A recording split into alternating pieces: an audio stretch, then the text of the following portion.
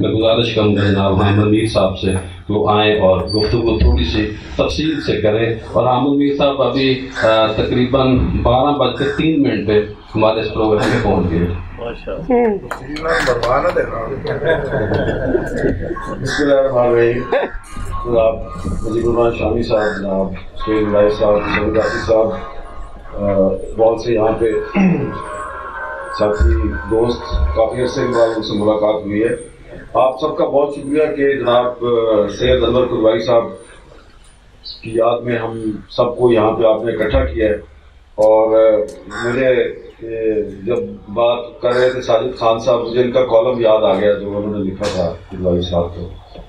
اور جب سعید آصف صاحب بات کر رہے تھے یاماہا کی، تو میں سوچ رہا تھا کہ وہ کون سی والی یاماہا ہے، کیونکہ میرے ذہن میں جو قدوائی صاحب کی یادیں ہیں وہ ہے کہ وہ بڑے نستعلیق طریقے سے کسی فنکشن پہ یا کسی پریس کانفرنس کی کوریج کے لیے جب آتے تھے تو دو چیزیں مجھے میرے ماضی میں کی جو تصویریں گھومتی ہیں. ایک تو وہ رکشے سے اترا کرتے تھے بڑے وقار کے ساتھ، اور اس زمانے میں کسی صحافی کا رکشے پہ سفر کرنا جو ہے وہ بڑی ایک پریویلیج سمجھی جاتی تھی. اور دوسرے ایک سینئر ایک صحافی ہوتے تھے ممتاز شفیع صاحب، تو ان کا جو ویسپا اسکوٹر ہے اس کے پیچھے بھی بیٹھا کرتے تھے وہ. اور جو یاماہا ہے وہ میرا خیال ہے پھر بعد میں نہیں وہ چوری ہو گئی. اچھا وہ چوری ہو گئی. تو حفیظ صاحب جو ہے ان کے برخوردار انہوں نے بتا دیا کہ وہ چوری ہو گئی تھی. اور امان صاحب بھی جو ہے وہ کچھ نہ کچھ ایسی بات بتا دیں گے. لیکن وہ جو ابھی سہیل الہی صاحب نے بات کی نا کہ قدوائی صاحب جو ہیں وہ انہوں نے ایک وقار رکھا ہوا تھا، تو قدوائی صاحب جو ہیں وہ ان کی ایک تو جو شخصیت ہے اس میں جو ان کا رکھ رکھاؤ ہے. ہمارے جو سینئر صحافی ہوتے تھے وہ ان کو نواب صاحب کہا کرتے تھے، تو اس کی وجہ سے میں تو سہیل صاحب نے کہا کہ یہ ان کے جونیئر تھے، میں تو سپر جونیئر تھا، تو میں ان کی شخصیت کے رکھ رکھاؤ اور روب دبدبے کی وجہ سے نا کچھ فاصلے پہ رہتا تھا. اور نوابدار نصر اللہ خان صاحب کا جو ڈیرا تھا وہاں پر ان سے اکثر ملاقات ہوتی تھی. تو ہم اس طاق میں رہتے تھے کہ قدوائی صاحب جائیں تو پھر ہم نواب صاحب سے کو خبر نکالیں. اور ایک بطور ایک ینگ صحافی کے قدوائی صاحب ہمارے لیے ایک رول ماڈل بھی تھے. لیکن ایک بڑی پرابلم ہوتی تھی ہمیں، وہ پرابلم یہ ہوتی تھی، وہ آصف صاحب اس کو انڈرسٹینڈ کر سکتے ہیں کہ یہ جو ہوتے ہیں نا ایونٹس، مثلاً پریس کانفرنس ہو گئی، کوئی سیمینار ہو گیا، اس طرح کے جو، تو اس میں یہ ایک پول بنا لیتے تھے. مختلف جو اخبارات کے جو رپورٹرز ہوتے ہیں، تو قدوائی صاحب جو ہیں وہ اپنی خبر پرویز بشیر کو دے دی، پرویز بشیر نے اپنی خبر ممتاز شفیع کو دے دی.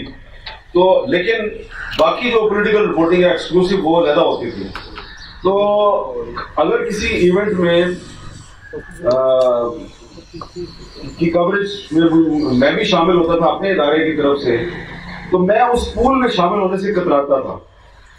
ایک تو قدوائی صاحب سے ایک شرم تھی، جھجک تھی.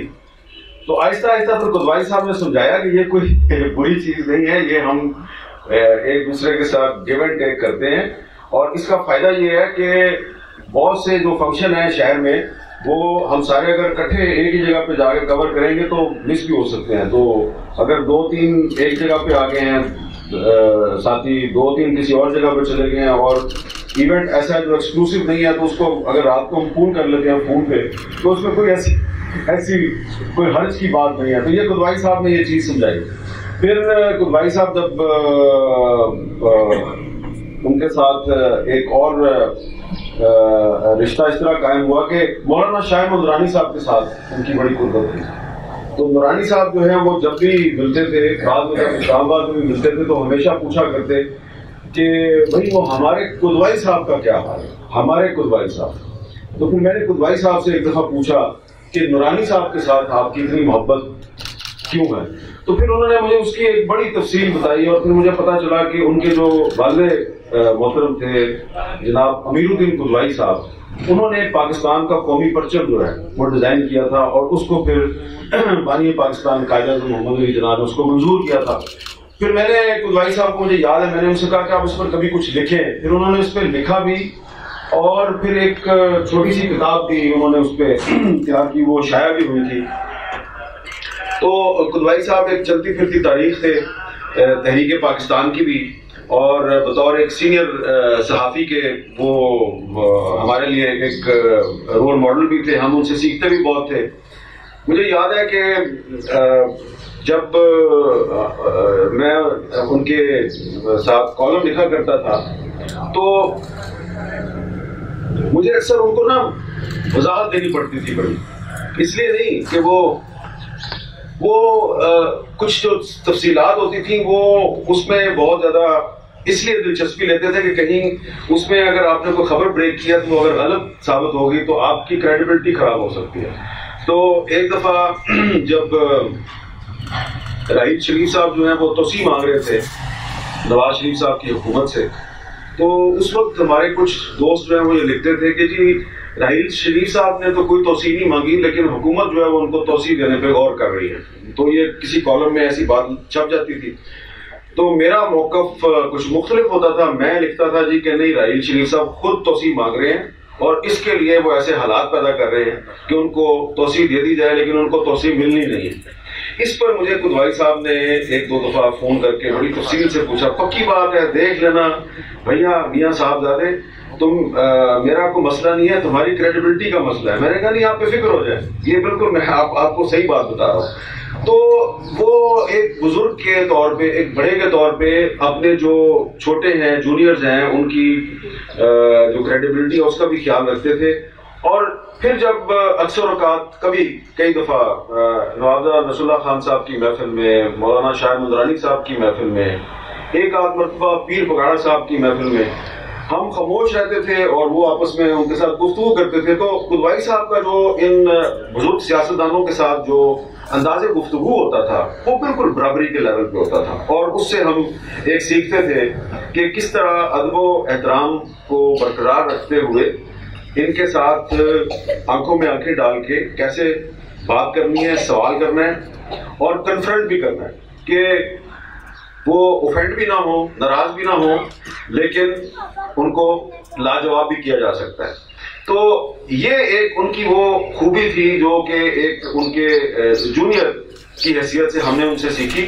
اور آج اور بھی بہت سی باتیں جو ہیں وہ ابھی مجیب الرحمان شامی صاحب کیونکہ ان کے ہم اثر تھے, انہوں نے زیادہ عرصہ ان کے ساتھ کام کیا, وہ بھی ہمیں بتائیں گے. تو ضیاء الحق صاحب آپ کا بہت بہت شکریہ کہ آپ نے آج ہمارے بزرگ جناب انور قدوائی صاحب کی یاد میں ان دوستوں کو اکٹھا کیا, اور اس کے بعد ہم سب کو ان کے لیے دعا بھی کرنی چاہیے. اور جناب امان قدوائی صاحب کے لیے اور حفیظ قدوائی صاحب کے لیے ہماری نیک تمنائیں, اللہ تعالیٰ آپ کو کامیاب کرے اور انور قدوائی صاحب کے درجات بلند کرے. بہت بہت شکریہ.